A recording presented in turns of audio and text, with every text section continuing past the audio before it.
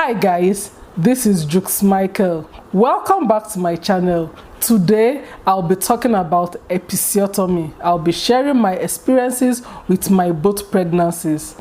As a mom of two, I have had 2 vaginal births and I had episiotomy in both. And my goodness, what an experience it was.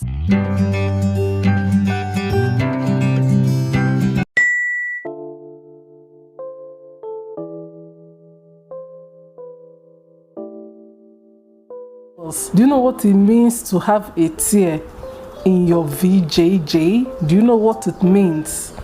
And this is why some women opt for an elective CS, because they don't want anything to tamper with their VJJ. But I had my first episiotomy and I was told the things to do and how to heal fast, and I did everything I was told and I healed fast. In less than a week after I had my baby, I wasn't feeling pain anymore. I did sitz bath, I sat in warm water. Please, when you have an episiotomy, when you have a tear during childbirth, do not sit in hot water. If you don't want your stitches to loose, and if your stitches loose and you have to be restitched, is a different ball game. So please, it is not hot water. You sit in a warm, salty water. Just salty water, just salt. Just add a little bit of salt in a warm water. Do this morning and night and you are good to go. Don't go and sit in hot water.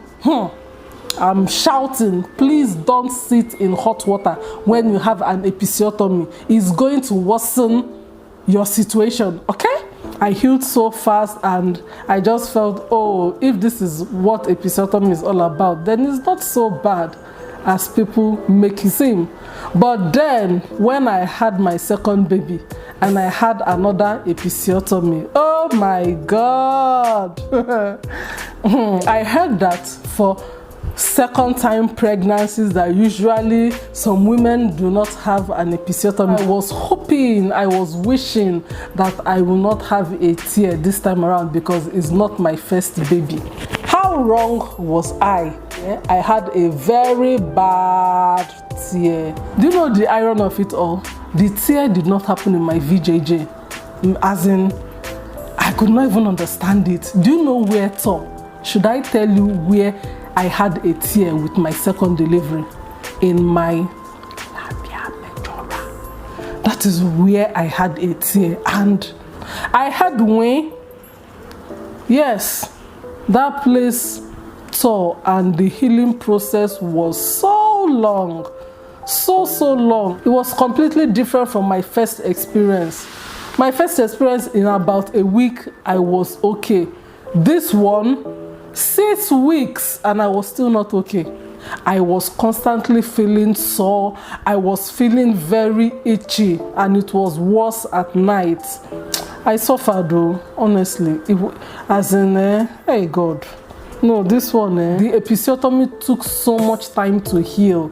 I kept complaining. I had to even read about it because I don't know that you can tear in that area. I didn't know. I thought it was only in VJJ that you can have a tear. The itching was so intense and it gets so worse at night. Like at night, I won't be able to sleep. I'll be feeling so sore. I'll be feeling so itchy and can't even scratch. You can't. It was that bad. And then when I read up about it, they said that you should allow some air, you know, that if air keeps touching it, it would give you a little bit of comfort. But how would I allow some air when I was still dealing with lochia? So that place was completely covered up. There is no way I can let in air. It's one of the most difficult things I have had to endure. I did sitz bath morning and night and I got tired of doing sitz bath. It wasn't funny, but after doctor removed the stitches by herself, I felt a little bit of comfort. By the time I was 3 months postpartum, I wasn't feeling any pain there anymore. Yes, I wasn't. And then this brings us to the topic of intimacy after childbirth coupled with episiotomy. It's a psychological thing. when after you've had your baby, you had an episiotomy, and then you want to be intimate with your husband. There is a lot you're battling with. You're scared, psychologically, emotionally, and physically. You don't even want anything to near that place. So what I would advise new moms, if you had an episiotomy, please take your time to resume intimacy with your husband. Please take your time. Make sure you are properly, I said properly, make sure you are properly healed. Give yourself some time. Yes, they usually say that from 6 weeks you can resume activities in the other room, but with my second episiotomy experience, 6 weeks was far-fetched. There is no way I could have resumed activities in the other room at 6 weeks because I was still healing. I was still feeling sore. So I would advise, just take your time. Of course, there are other ways you can be intimate with your husband other than going down there. I don't have to spell it out. Please, that's not my area of discussion. I'm not a specialty in that area. But there are other ways you can enjoy intimacy with your significant other without going down there. So please, take your time and heal. Conquer the fear. Conquer the fear, because I'm telling you from experience, you will be so scared. It will feel as if you're doing it for the first time. Yes, you really have to take your time, work on your mind, try and relax, and when eventually you are ready, let Mr. Man be as gentle as a dove. Then there's this fallacy. Should I say fallacy, or there is this thing people feel about women that give birth vaginally, that when they give birth that their VJJ doesn't remain the same. Some say that it becomes loose, some say that it's wider, some say all kind of things. But from my experience, it is not true. It is not true. On the contrary, you become tighter. Yes, I said so. Based on my own experience. Make sure that when you're having your baby, you're using a very good gynecologist too. Use a very good gynecologist that knows his or her onions, so that if you have an episiotomy, or if they give you an episiotomy, you will be rest assured that you will be properly stitched up. Another thing you should do is Kegel.